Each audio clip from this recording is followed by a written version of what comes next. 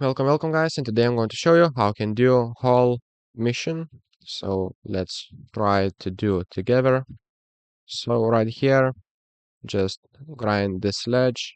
You'll get a lot meters right here. As you can see, we got 16 meters already. Okay, I missed one bearing, so let's go and take it.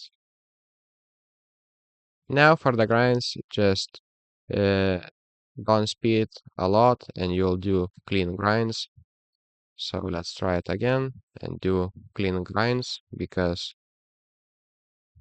in the further steps we don't have the place where we can do clean grinds.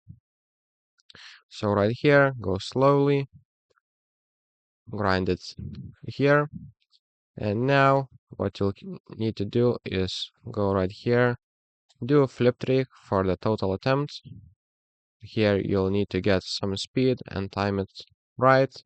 Do a couple tricks right here.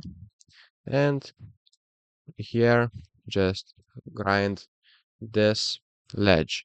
So that's how you get all the above in one attempt and the total attempt score. So the trickiest part is to grind that ledge. So make sure to slow down and grind that final ledge where I fall down before. So that's pretty much it, guys. See you in the next one.